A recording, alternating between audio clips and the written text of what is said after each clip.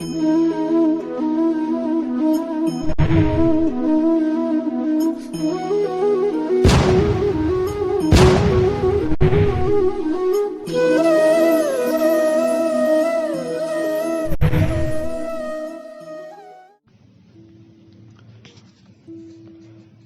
Everyone, कैसे हैं आप सब। स्वागत है आप सभी का आपके यूट्यूब चैनल एसेट बी में। एक बार फिर से मैं हाजिर हूँ आपके लिए क्लास 10th की जियोग्राफी का चैप्टर 2 का सेकेंड पार्ट की वीडियो को लेके। तो देखिए, इसके पहले हम लोगों ने बहुत कुछ पढ़ा कि किस तरह से हमारे देश में फॉरेस्ट नष्ट हो रहे हैं और वहाँ पे जो प्रजातियाँ स्पेसीज पाई जाती हैं एनिमल्स की, वो सब भी उनके कैसे विलुप्त हो रहे हैं, कैसे वो लोग एक्सटिंक्ट हो रहे हैं। अब हम लोग देखेंगे कि भारत में जो है ये फॉरेस्ट और जो फॉरेस्ट में वाइल्ड लाइफ पाई जाती है, इनका संरक्षण कंजर्वेशन कैसे किया जाए। तो देखिए, इसमें वन बताया जा रहा है कि वन्य जीवन और वनों में जो तेज गति से हो रहा है कमी, इसके कारण से कंजर्वेशन बहुत ज़्यादा आवश्यक हो गया है। लेकिन हमें वनों और वन्य जीवन का संरक्षण करना आवश्यक क्यों है, ये बात पहले समझनी पड़ेगी हमें। जैसे कि मान लीजिए कि किसी की इंपॉर्टेंस जब तक नहीं जानेंगे ना, तब तक आपको उसकी कीमत नहीं पता चलेगी, और कीमत नहीं पता चलेगी तो आप उसकी देखभाल या उसका संरक्षण करने की बात तो कुछ सोच ही नहीं सकते। इसलिए पहले हमें ये जानना है कि हमें आवश्यक क्यों है। तो देखिए, जो कंजर्वेशन है ना, उससे जो हमारी बायोडाइवर्सिटी है ना, उसकी विभिन्नता बनी रहती है, और साथ ही साथ हमारे जीवन में सारे रिसोर्सेज जैसे वाटर, एयर और सॉइल, ये सब सारी चीज़ें मिलती रहती हैं। यह विभिन्न जातियों में बेहतर जो है आपके रिप्रोडक्शन के भी लिए भी वनस्पति और पशुओं में भी जीन्स यानी जेनेटिक जो डाइवर्सिटी है उसको भी कंजर्व करती है, बचा के रखती है। एग्जाम्पल के तौर पर अगर हम खेती की बात करें तो इसमें अभी जो हम लोग कल्चरल रूप से जो क्रॉपिंग कर रहे हैं उस पर डिपेंड है, लेकिन जो जलीय जैव है विविधता है, डाइवर्सिटी है, उसमें जो है मोटे तौर पे मछली का पालन बनाए रखने के लिए उस पर ही निर्भर है। मतलब कि अगर हम लोग जलीय जैव की बात करें तो उसमें अगर जल ही नहीं रहेगा, मछली ही नहीं रहेगा, तो फिर जलीय जीवन का जो हम लोग जो लोग बिजनेस करते हैं, जो ये सब मछलियाँ वगैरह पालते हैं, उनका जीवन कैसे चलेगा फिर। तो इसलिए 1960 और 1970 के दशक की बात करें हम लोग, तो इसके दौरान जो है पर्यावरण कंजर्वेटिव लोग थे, उन्होंने राष्ट्रीय जो वन्य सुरक्षा जीवन कार्यक्रम था उस पर बहुत ज़्यादा जोर की कि इसका भी कुछ होना चाहिए। तो भारतीय वन्य जीवन रक्षण जो अधिनियम 1972 था, उसी में जो है लागू किया गया, जिसमें क्या कहा गया था कि वन्य जीवों के आवास के रक्षण के अनेक नियम बनाए गए, और साथ ही साथ सारे भारत में जितनी रक्षित जातियां हैं इनकी भी सूची बनाई गई। इस कार्यक्रम के तहत जो है बची हुई जो संकटग्रस्त जातियां थी, जिनके खत्म होने का डर था, उन पे प्रतिबंध, उनके शिकार पर प्रतिबंध लगाया गया कि उनका शिकार नहीं किया जाएगा, कोई मारेगा नहीं उन्हें, और वन्य जीव आवासों के लिए कानूनी रक्षण और जंगली जीवों के व्यापार पर रोक लगाने के लिए बहुत ज़्यादा जोर दिया गया है। उसके बाद केंद्रीय सरकार व कई राज्य सरकारों ने इस जो है नेशनल फॉरेस्ट्री, राष्ट्रीय उद्यान और वन्य जीव पशु विहार यानी स्कैंचुरी जो है स्थापित की है, जिसके बारे में आप पहले ही पढ़ चुके हैं। केंद्रीय सरकार ने कई परियोजनाओं की भी घोषणा की है, अनाउंसमेंट किया है, जिनका जो है उद्देश्य गंभीर खतरे में जो पड़े कुछ विशेष वन के जो जीव हैं, वाइल्ड लाइफ है, उसको सुरक्षा प्रदान करना था। इन प्राणियों में बात करें तो बाघ, एक सींग वाला गैंडा, कश्मीरी हिरन जिसे हंगुल कहते हैं, या फिर 3 प्रकार के जो मगरमच्छ हैं, जो कि एक तो साफ जल में रहता है, और दूसरा जो साल्टी वाले वाटर में मगरमच्छ पाया जाता है, और घड़ियाल, ठीक है, घड़ियाल और एशियाई शेर, और भी बहुत सारे ऐसे लिविंग ऑर्गेनिज्म शामिल हैं। तो इनके अतिरिक्त कुछ समय पहले भारतीय जो हाथी हैं, जो काला हिरण है, चिंकारा, भारतीय गोडावन, बस्टर्ड जिसको बोलते हैं, और हिम वाले जो पर्वतीय क्षेत्रों के तेंदुए हैं, इन सब के शिकार और व्यापार पर पूर्ण रूप से प्रतिबंध या फिर आंशिक प्रतिबंध लगाकर कानूनी रक्षण दिया गया है, ठीक है। लेकिन अब देखेंगे हम लोग बाघ परियोजना, ठीक है। बाघ परियोजना मतलब इसके तहत अगर कहीं भी कोई शिकार करता है तो आप उसके खिलाफ आवाज़ उठा सकते हो इस एक्ट के तहत। तो अब देखेंगे हम लोग बाघ परियोजना क्या है। तो देखिए, वन्य जीवन संरचना में बाघ यानी टाइगर एक महत्वपूर्ण जंगली जाति है। 1973 में अधिकारियों ने पाया था कि देश में 20वीं शताब्दी के आरंभ में बाघों की संख्या लगभग कितनी थी, 55,000 थी, जो कि घट के कितनी बची है, 1,827। आप समझिए कि 2,000 के आसपास बचे हैं 55,000 में। बाघों को मारकर उनके व्यापार के लिए चोरी करना, आवासीय स्थलों का सिकुड़ जाना, और भोजन के लिए आवश्यक जंगली उपजातियों की संख्या का कम होना, और साथ ही साथ जनसंख्या में वृद्धि बाघों की घटती संख्या के मुख्य कारण हैं। तो बाघों की खाल का व्यापार और उनकी हड्डियों का एशियाई देशों में परंपरागत रूप से औषधियों में प्रयोग के कारण यह जाति विलुप्त होने की कगार पर पहुंच गई है। चूंकि भारत और नेपाल की 2/3 जो बाघ हैं उनका आवास वो हम लोग देते हैं, इसलिए ये देश ही शिकार, चोरी और गैर कानूनी वाले व्यापारों के मुख्य निशान है। मतलब ये है कि अगर मान लीजिए एनिमल फ्री फाइंड है, अपना घूम रहे हैं कहीं भी, तब तो उनको खोजना मुश्किल है, उनका शिकार करना। लेकिन जब ये फिक्स हो गया कि भाई ये जोन जो है इंडिया में बाघों के लिए रखा गया है। तो जिसको शिकार करना है वो जानता है कि ये जोन है उनके लिए, तो उसी जोन में जाके शिकार करेगा। तो यह भी बहुत बड़ा रीज़न है इनके विलुप्त होने का। लोग जो इनका व्यापार वगैरह करते हैं, इनकी खाल वगैरह का, हड्डियों का, वो सब इसी जगहों पर हमला करते हैं, शिकार करते हैं और चोरी करते हैं और बहुत सारे गैरकानूनी व्यापार करते हैं। प्रोजेक्ट टाइगर जो है, ये जो है बाघ परियोजना जिसे कहते हैं, ये विश्व की बेहतरीन वन्य जीव परियोजनाओं में से एक है। इसकी शुरुआत 1973 में हुई थी। याद रखेंगे हम लोग कब हुई थी, 1973 में। बाघ संरक्षण मात्र एक ऐसी संकटग्रस्त जाति को बचाने का ही प्रयास नहीं किया गया, बल्कि इसका उद्देश्य बड़े आकार की जैव जाति को भी बचाना भी है। उत्तराखंड में बात करें, कॉर्बेट राष्ट्रीय जो उद्यान है हमारा बगीचा, और पश्चिम बंगाल में सुंदरबन राष्ट्रीय उद्यान, मध्य प्रदेश में बांधवगढ़ जो है राष्ट्रीय उद्यान है, और राजस्थान में सरिस्का जो वन्य पशु विहार है, सैंक्चुरी है, ये सब में, असम में भी बनाया गया है। मानस बाघ रिजर्व जो है बनाया गया है। केरल में पेरियार बाघ रिजर्व, भारत में जो है बाघ संरक्षण परियोजनाओं के ये सब एग्जाम्पल हैं। एक फिगर यहाँ पर आप लोग देखिए, फिगर नंबर 2.4, इसमें काजीरंगा राष्ट्रीय उद्यान में गैंडा है एक तरफ आप देख सकते हैं, और इधर जो है हिरन लोग हैं। आजकल संरक्षण परियोजनाएं जो है ना, जैव विविधताओं यानी जो हमारा बायोडाइवर्सिटी है उस पर सेंट्राइज होती हैं, न कि इसके विभिन्न घटकों पर। संरक्षण के विभिन्न तरीकों की गहनता से खोज की जा रही है कि किस तरह से इनका कंजर्वेशन किया जाए। संरक्षण नियोजन में कीटों को भी महत्व मिल रहा है। वन्य जीव अधिनियम 1980 और 1986 के तहत सैकड़ों तितलियों, पतंगों, भृगों और एक ड्रैगन फ्लाई को भी संरक्षित जातियों में शामिल किया गया है। 1991 में पौधों की भी 6 जातियाँ पहली बार इस सूची में रखी गई थी, कि हम लोग इसमें ये भी बात किए थे कि पेड़ पौधे भी सुरक्षित रहने चाहिए। तो एक एक्टिविटी बताएगी आपको कि भारत में जितने भी वन्य जीव पशु विहार हैं और राष्ट्रीय उद्यान हैं उनके बारे में जानकारी प्राप्त कीजिए और उनको मैप पर शो करिए। अब देखेंगे हम लोग वन, और वन के जो जीव हैं उनके रिसोर्सेज के प्रकार हैं कैसे हैं, और उनका डिवीज़न कैसे हुआ है, वितरण कैसे हुआ है। तो देखिए, यदि हम वन और वन्य जीव के संस्थानों को संरक्षित करना चाहें तो उनका प्रबंधन और नियंत्रण विनियम अपेक्षाकृत बहुत ज़्यादा कठिन है। भारत में अधिकतर जो वन है और जो वन्य जीवन है, या तो प्रत्यक्ष रूप से सरकार के अधिकार क्षेत्र में है, या फिर वन विभाग के या फिर अन्य विभागों के जरिए सरकार के कंट्रोल में है। इन्हें कई वर्गों में बांटा गया है, जैसे एक जो रिजर्व है, आरक्षित, ठीक है। तो देखिए, देश में आधे से ज़्यादा जो है वन क्षेत्र जो है आरक्षित वन घोषित किए गए हैं। जहाँ तक वन और वन्य प्राणियों की संरक्षण की बात है, तो आरक्षित जो ये फॉरेस्ट हैं ये बहुत ज़्यादा वैल्यूएबल माने जाते हैं। तो ख है आपका रक्षित, रिजर्व वन, और आरक्षित मतलब नॉन रिजर्व फॉरेस्ट। तो देखिए, इसमें दिया हुआ है कि आप ये देख सकते हैं कि समस्याओं के निदान के कारण ज्ञात कर सकते हैं। ये सारी जो समस्याएं हो रही, देखिए पहला है, इसमें दिया है घड़ियाल, आप इसको बोल सकते हैं घड़ियाल, जो ये घड़ियाल होता है मगरमच्छ के जैसा। तो घड़ियाल की population has been at a lowest since the 1970s। What went wrong and what can we do. तो क्या कर सकते हैं हम लोग, ये रिपोर्ट है न्यूज़पेपर की जिसमें ये बताया गया है कि कैसे लोगों की जो स्पेसीज हैं वो गायब हो रही हैं। इधर आप देख सकते हैं बर्ड डेथ दिखाया गया है, blame on the dirty Yamuna. Yamuna गंदा पानी हो जाने के कारण यमुना का बहुत से पक्षी जो है मर जा रहे हैं। ये दिल्ली गॉड की रिपोर्ट पॉइंट्स है to toxic elements in the stagnant water, यानी जहरीला पदार्थ पानी में पाया गया, इसकी वजह से लोग मर रहे हैं। तो सेकंड देखते हैं हम लोग रक्षित वन विभाग। तो देखिए, वन विभाग के अनुसार देश के कुल वन क्षेत्र का 1/3 जो पार्ट है ना, वो रक्षित माना जाता है। इन वनों को और अधिक नष्ट होने से बचाने के लिए इनकी सुरक्षा की जाती है।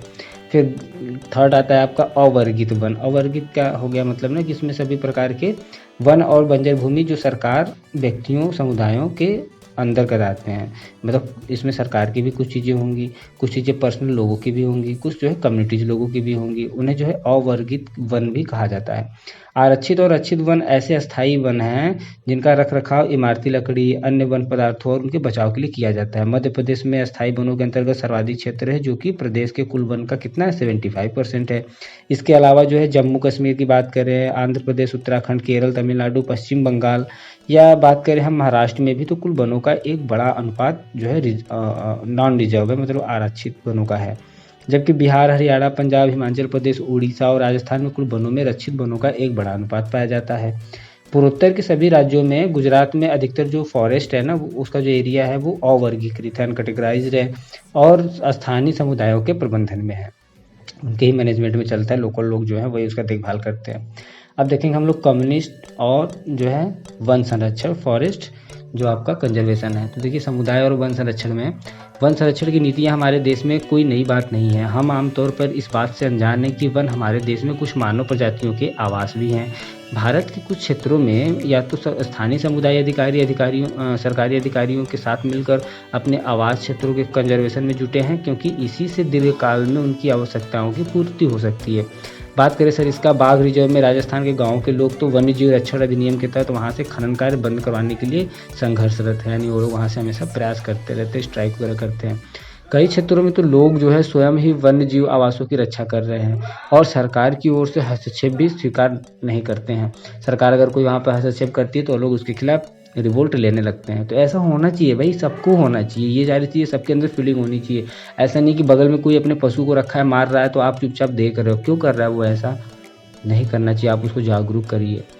राजस्थान के अलवर ज़िले में बात करें तो 5 गांव के लोगों ने न तो क्या किया, 1200 हेक्टेयर जो वन है उसकी भूमि भैरव देव डाकव सेंचुरी घोषित कर दिया, जिससे के अपने ही नियम कानून हैं जो शिकार वर्जित करते हैं और बाहरी लोगों की घुसपैठ से यहाँ के वन जीवन को बचाते हैं। मतलब ये जो है राजस्थान का एक अलवर ज़िला है, वहाँ पे 5 गांव के लोगों ने मिलकर लगभग 1200 हेक्टेयर की ज़मीन को वहाँ का नाम दे दिया है क्या, भैरव देव डाकव सेंचुरी इसको घोषित कर दिया है। और यहाँ पर इनका खुद का नियम कानून है, कोई सरकार का लेना देना नहीं है। और यह नियम क्या है, यहाँ पे शिकार नहीं किया जा सकता, बाहरी लोग यहाँ पर आके जा नहीं सकते, घूम नहीं सकते, घुसपैठिया यहाँ पर नहीं आ सकते। अब देखेंगे हम लोग जो आपके पेड़ हैं इनकी झुरमुट यानी इनकी डाइवर्सिटी और इनकी जो दुर्लभ जातियाँ हैं इनकी संपत्ति पवित्र पेड़ों की। तो देखिए प्रकृति की पूजा जो है ना वो सदियों पुराना जनजातीय विश्वास है, जिसका आधार प्रकृति के हर रूप की रक्षा करना है। इन्हीं विश्वासों ने विभिन्न वनों को मूल और कौमार्य रूप में बचा के रखा है, जिन्हें पवित्र पेड़ों के झुरमुट जैसे देवी देवताओं के वन कहते हैं। वनों के इन भागों में या तो वनों के ऐसे बड़े भागों को स्थानीय लोग ही न घुस पाते हैं और न ही कोई छेड़छाड़ करने देते हैं यहाँ के लोग। तो कुछ समाज की कुछ विशेष पेड़ों की पूजा करते हैं और आदिकाल से उनका कंजर्वेशन करते आए हैं। जैसे कि पीपल का पेड़ आप लोगों ने देखा होगा, पीपल के पेड़ में देखिए ना कि कहाँ लोग क्या कहते हैं कि उसको काटने पड़ने, बहुत से कहते हैं कि पूजा होती है और उसको काटने नहीं देते हैं। पीपल हो गया, बरगद हो गया, है ना, नीम वगैरह, बल्कि इसका तो पेड़ लगाते हैं लोग। तो इस तरह के और आदिकाल यानी प्राचीन समय से लोग इसका कंजर्वेशन करते आ रहे हैं। छोटा नागपुर क्षेत्र में मुंडा और संथाल जनजातियों में महुआ कदम के पेड़ों की पूजा किया करते हैं। उड़ीसा और बिहार में जो जनजातियां हैं वो जो है शादी के समय जो है इमली और आम के पेड़ की पूजा करते हैं। आंवले के पेड़ की पूजा होती है हमारे यहाँ, हम लोग देखते ही हैं। इसमें बहुत से लोग जो है पीपल और वटवृक्ष को भी पवित्र मानते हैं। बात करें भारतीय समाज की तो अनेक ऐसे कल्चर हैं और बहुत सारे ऐसे कल्चर में जो है नेचर हैं लोगों के जो कि इसको अपने अपने तरीके से कंजर्व करने के प्रयास करते रहते हैं। आमतौर पे झरनों की बात करें, पहाड़ी चोटियों की, पेड़ों की, पशुओं को लोग जो है इनको पवित्र यानी पूजा करने योग्य मान के इनका कंजर्वेशन किया जाता है। जैसे गौ माता को हम लोग मानते हैं, है ना। तो आप अपने मंदिरों के आसपास बंदर और लंगूर पाएंगे। हाँ, उन उपासक जो पूजा पाठ वाले उनको खिलाते पिलाते हैं, हनुमान जी कहते हैं, मंदिर के भक्तों में गिनते हैं उनको। राजस्थान में अगर बात करें बिश्नोई गांव के आसपास तो आप काले हिरण, चिंकारा, नीलगाय और मोरों के झुंड को देख सकते हैं, जो वहाँ के समुदाय का एक अभिन्न हिस्सा है और इनको कोई नुकसान नहीं पहुँचाता है। एक्टिविटी बताया गया है कि आप अपने आसपास के किसी ऐसे रीति रिवाज के बारे में एक ऐसे लिखें, निबंध लिखें जो पर्यावरण बचाओ और कंजर्वेशन में मदद करते हैं। तो हिमालय में जो प्रसिद्ध आपके चिपको आंदोलन के कई क्षेत्रों में जो है वन की कटाई रोकने में ही कामयाब नहीं रहा, बल्कि यह भी दिखाया गया कि स्थानीय पौधों की जातियों को प्रयोग करके कम्युनिस्ट का जो फॉरेस्ट्री टाइप से अभियान है इसको सफल बनाया जा सकता है। बात करें पारंपरिक रूप से कंजर्वेशन के तरीकों का, मेथड का, तो पुनर्जीवित अथवा पारिस्थितिकी जो हमारा कृषि है इसके नए तरीकों का विकास अब व्यापक हो गया है। तो टिहरी में किसानों का बीज बचाव आंदोलन और नवदाने ने लिख दिया है कि रासायनिक उर्वरकों के प्रयोग के बिना भी बहुत सारे हम लोग क्रॉपिंग प्रोडक्शन जो है कर सकते हैं। लेकिन हम लोग आज क्या कर रहे हैं, बहुत सारे ऐसे केमिकल यूज करते हैं और आसपास परवाह नहीं करते हैं। आपको बताएं, अभी 1-2 महीने पहले न्यूज़ आ रही थी कि पता नहीं कहाँ पे बहुत ज़्यादा टिड्डे परेशान कर रहे हैं। तो वहाँ पे सरकार से लोगों ने अपील करके वहाँ पे टिड्डे को मारने के लिए दवाएं छिड़की। सोचिए आप लोग कितने अरबों करोड़ों जो है टिड्डे मर गए होंगे, करोड़ों।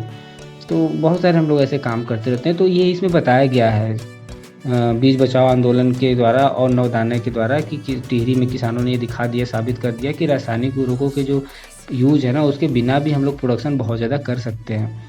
भारत में जो है संयुक्त वन प्रबंधन कार्यक्रम जो है क्षरित वनों के प्रबंध करने और उनको फिर से रिन्यूअल पुनर्निर्माण के लिए रीडेवलपमेंट करने के लिए स्थानीय जो समुदाय है ना, कम्युनिस्ट के लोग, उनकी भूमिका को उजागर करते हैं, मतलब बढ़ा चढ़ा के देखते हैं। औपचारिक रूप में अगर इन कार्यक्रमों की शुरुआत की बात करें तो 1988 में जब ये स्टार्ट हुआ, जब उड़ीसा राज्य ने जो है संयुक्त वन प्रबंधन का पहला प्रस्ताव पारित किया था। वन विभाग के अंतर्गत संयुक्त वन प्रबंधन की बात करें तो क्षरित वनों के बचाव के लिए भी कार्य करता है और इसमें गांव के स्तर पर भी संस्थाएं बनाई जाती हैं, जिसमें गांव के और वन विभाग के अधिकारी मिलजुल के काम करते हैं। इसके बदले ये समुदाय जो है मध्य स्तरीय लाभ, जैसे कि गैर इमारती जो जंगल हैं, इनके जो प्रोडक्शन है इस जंगलों से मिलने वाले, उसके भी ये लोग हकदारी होते हैं। और जो कंजर्वेशन करते हैं, इससे प्राप्त जो लकड़ियां हैं, ये सब भी इनको लाभ देता है। तो इस तरह से ये लोग मिलजुल के पार्टिसिपेट करते हैं और इसको कंजर्व करने की कोशिश करते हैं। भारत में पर्यावरण के विनाश और पुनर्निर्माण की जो क्रियाशीलताओं से हमें ये सीख मिलती है कि स्थानीय जो लोकल आपके कम्युनिस्ट लोग हैं, इनको हर जगह प्राकृतिक संसाधन प्रबंधन में शामिल करना चाहिए, लेकिन स्थानीय समुदाय को फैसले लेने की प्रक्रिया में मुख्य भूमिका आने पर अभी देर है। अतः वे ही विकास क्रियाएं मान्य होनी चाहिए जो जनमानस पर केंद्रित हो। मतलब जितने भी डेवलपमेंट की बातें की जाती हैं हमारे सेंट्रलाइज गवर्नमेंट के द्वारा, वो सब जो है लोगों के आधार पर होना चाहिए। लोग, क्योंकि लोग जो है बहुत से जागरूक हैं और ऐसे विचार होने चाहिए, ऐसे रूल होने चाहिए जो एनवायरनमेंट के क्या हों, अच्छे खासे दोस्त हों। मतलब ऐसा कोई नियम ना हो कि एनवायरनमेंट हमारा ख़राब हो जाए, आर्थिक रूप से वो लाभ भी मिलता रहे, ऐसा भी होना चाहिए। देखिए, जब पेड़ आप बचाएंगे ना, तब पेड़ के लिए आप देखिए जंगल में जो आज हम लोग गैस वगैरह करते हैं, तो पेड़ की जंगल की लकड़ियाँ हमें मिल जाती हैं, बहुत सारी यूज़ है। हम सोचते रह जाएंगे ना, उसका यूज़ ख़त्म नहीं होगा। तो इस तरह से लोगों को हर प्रकार से फ़ायदा होता है, इसलिए कहीं कहीं के लोग जागरूक हैं और इन्वायरमेंट और जो उसके लिविंग स्पेसीज हैं उसको बचाने का प्रयास कर रहे हैं, लेकिन सब लोग नहीं कर रहे हैं। हम सबको करना पड़ेगा, क्योंकि ये पृथ्वी हम सबकी है और हम सब इस पर रहते हैं, तो हम सबका ये कर्तव्य है। ठीक है, अब यहाँ पर आपको गौतम बुद्ध 487 ईसा पूर्व में इन्होंने एक बात अपनी बताई है कि देखिए, पेड़ एक विशेष और सीमित, दयालु और उदारपूर्ण जीवधारी है जो कि अपने सतत पोषण के लिए कोई मांग नहीं करता, सस्टेनेबल डेवलपमेंट के लिए। क्यों? आप देखेंगे पेड़ कभी कहता है कि मुझे पानी दो, मुझे मत काटो। आप काट भी दोगे तो भी कुछ नहीं बोलता है, इसलिए वो बहुत ज़्यादा, उसकी सीमा नहीं है उसके दयालुता का, उसके उदारपूर्ण जीवन का। तो वो कोई मांग नहीं करता है और हमेशा दान देता रहता है, अपने जीवन की क्रियाओं को भेंट करता रहता है हम लोगों के लिए। यह सभी की रक्षा करता है और स्वयं पर कुल्हाड़ी चलाने वाले जो लोग हैं उनको भी छाया प्रदान करता है। तो ये गौतम बुद्ध का विचार था। उसके बाद यहाँ पे आपका ये चैप्टर ख़त्म हो जाता है। तो देखिए, बेसिकली ना हम लोगों को बहुत ज़्यादा इस चैप्टर से हमें क्या करना है। देखिए, चैप्टर से हमें बस इतना ही सीखना है कि हमें अपने इन्वायरमेंट के लिए और उसमें पाई जाने वाली लिविंग ऑर्गेनिज्म के लिए भी थोड़ा मर्सीफुल होना पड़ेगा। वो लोग कुछ नहीं कर रहे हम लोगों के लिए, तो हम लोग बताओ क्या क्या कर रहे हैं उनके लिए, है ना। उनको मार डाल रहे हैं, उनका क्या नहीं कर रहे हैं हम लोग। बहुत very bad, this is not humanity. मैं आपको एक बात बताऊँ, अटल बिहारी जी ने एक बात कही थी कि हम पक्षी की तरह आसमान में उड़ सकते हैं, हम चाँद पे जा सकते हैं, हम मछली की तरह पानी में गोते लगा सकते हैं, लेकिन इंसान की तरह ज़मीन पे नहीं चल सकते। ये हमारे भूतपूर्व जो हमारे प्रधानमंत्री माननीय स्वर्गीय श्री अटल बिहारी जी वाजपेयी थे, उनके ये कथन थे। तो सही बात है, हम लोग इंसान नहीं बन सकते। हम लोग सब बन गए, हवा में उड़ने लगे, पानी में चलने लगे, सब करने लगे, बट इंसान नहीं बन पाए हम लोग। इंसान कैसे रहना चाहिए पृथ्वी पे, वो नहीं बन पाया। तो ठीक है, इसके साथ ही ये चैप्टर कंप्लीट हो जाता है। मिलते हैं आपसे एक नई पार्ट की वीडियोज़ में। अपना ध्यान रखिए। ओके, वीडियो कैसा लगा, अच्छा लगा तो लाइक कीजिए, अपने फ्रेंड के साथ जरूर शेयर कीजिए, चैनल को भी सब्सक्राइब कीजिए। Thank you.